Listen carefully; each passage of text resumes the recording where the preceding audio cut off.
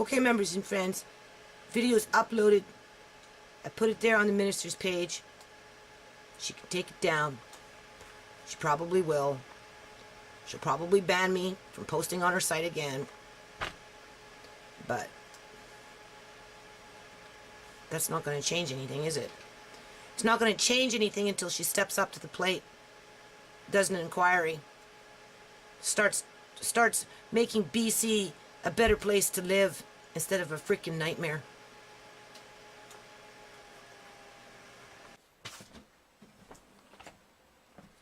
Okay, members and friends, I'm going to just keep making these videos right up until the bitter end. I'm not going to stop until my grandson's home. When my grandson's home, then the format will change again on what I do. But outside of that, you know, it's enough for me just to keep up with the things that I'm having to keep up with. But now I'm going to have to go out at, in the next week and buy another $200 worth of ink because it cost me about $140 for this one here.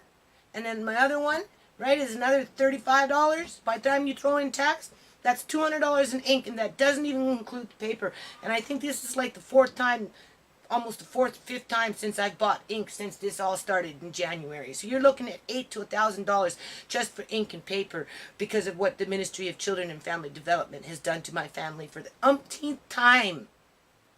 Okay? Sure, they haven't pushed me out of my house yet. But when you're spending $200 every second month for ink, just so that you can try and find a way to protect yourself and your family, and yet the judges aren't reading it because nobody's putting it in front of the judge. I went to the courthouse, I looked at my file.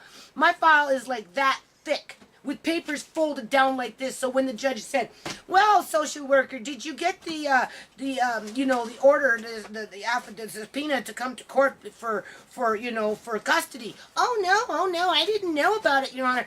Bullshit. My daughter served her personally. My son served her office 2 times. Her lawyer did the reply because he was standing there and he seen my daughter take it and hand it to her personally in the courthouse. But of course none of that's mentioned in my file, is it? No, because it's all upside down with a little bit of teeny weeny bit of information. Well, I got those big books, right? Big books that are just sitting there, huh? Doing nothing, right? Because judge just doesn't know, So anyway, I'm typing out. This is my Facebook stuff. I have nothing to hide. I'm waiting for the police to come in here and lock my ass up because I live in Canada and I'd like to think I'm free, right?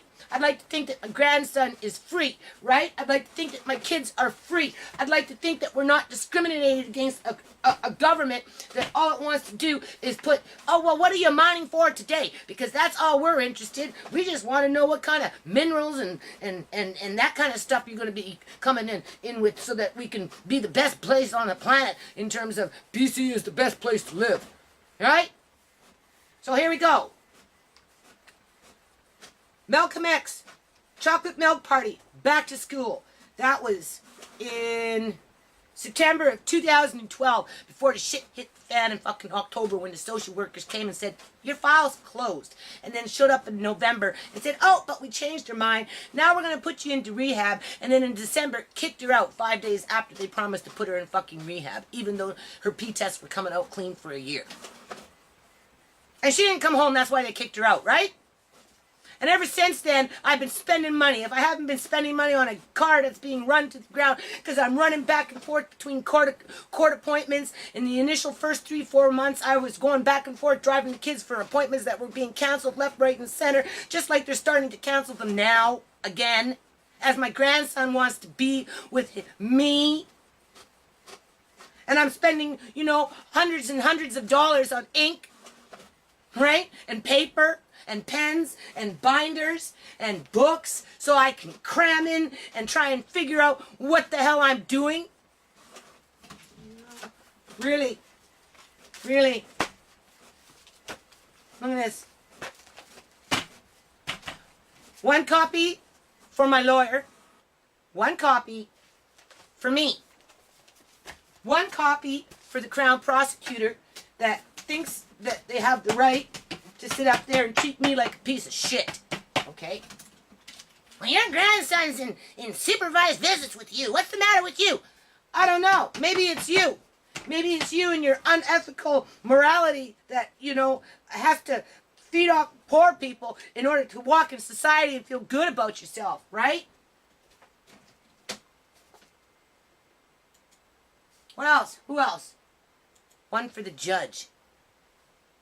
And then I got a spare one that I'll use somewhere else. As I'm spending more money on ink and paper that I can't afford, as I lose my house. And I get behind on my bills and I go bankrupt. And I'm supposed to spread goodwill. I'm supposed to go out there and do good things for the community, right? Yeah, you talk about in your little mayoral debates or your pre-election debates about, oh, well, we need more youth programs, but we don't have the money. So we're just going to talk about it, and then once we get elected, we're just going to skirt the shit underneath the table, and we're going to forget about it for 4 fucking years. And we're going to go after the poor people, and we're going to milk them for their money over paper, gas, 2008, because of the rental increase, right? They removed that cap thing. Next thing you know, I'm finding myself out in the fucking snow with, 50-year snowstorm in all of BC, loading up my car with a flat tire with wires sticking out, trying to get my family out before that corporation threw my shit outside in the snow because I was one day out late in terms of not moving out fast enough to their liking, right? And then management says, well, why didn't you come and come talk to me before you decided to move after you got that? And I'm like, well, whatever. I had to fight to do children's programs in the courtyard with racist bastards running around trying to shut me down, calling the cops on me all the time. How is this any freaking different with these social workers sitting up in their pristine little offices spending taxpayers' dollars, right along with the Minister of Children and Family Development spending taxpayers' dollars to run people like me into the poorhouse? Well, my grandson has learned to starve himself when at 3 years old. There is no such thing. Children don't do that unless they're abused. They're like animals. If they're hungry, they're going to eat. If you provide it for them, they will eat, and not only will they eat, but they will eat what they want. So you give them a selection of food, and their body will tell them what they need. Oh, he's not allowed to eat cheese. Don't give him cheese. I'm like, what do you mean he can't have cheese? That's one of his favorite foods. That's the first thing he went to when he seen it. Oh, cheese! He was so happy to have it.